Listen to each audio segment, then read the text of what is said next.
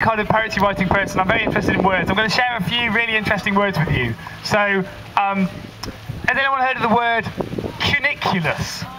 No. It's an amazing word, cuniculus. It means full of rabbits.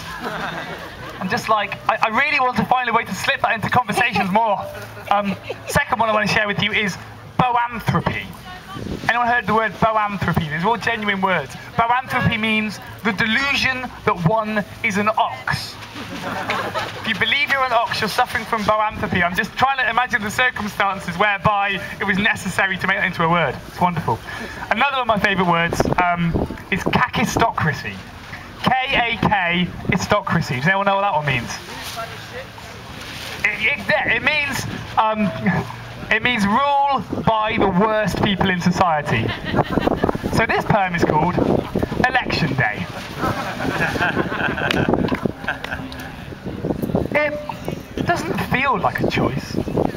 Please, tell me how I'm empowered, how I'm using my voice as the Labour Party stumbles through its awkward closing dance and we all await the chance to watch the next load of gloating, scapegoating, moat-owning stoats shoveled into government by default or by accident by a public with plenty of spleen to vent, giving Westminster rinsers a kick in the ballots with a vote for Esther Ranson, Terry Waite or Timmy Mallet.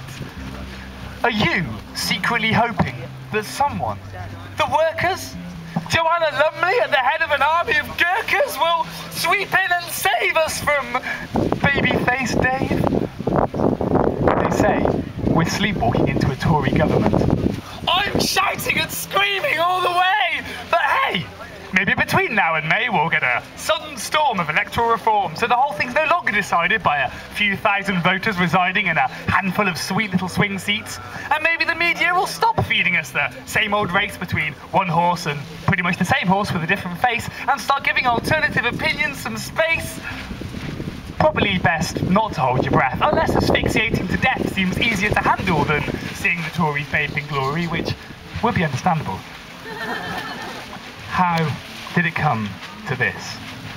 Is this what generations were arrested and tried for, fought and died for? The right to swap one sorry crop of planet-plundering, war-mongering, wealth-concentrating bastards for another lot for the same, only harder?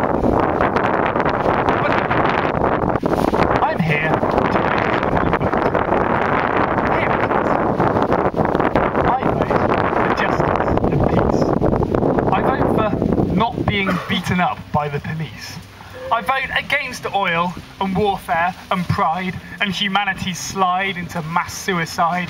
I vote for the seasons. I vote for the sky and the thoughts in his head and the glint in her eye and all of the things they're not offering us.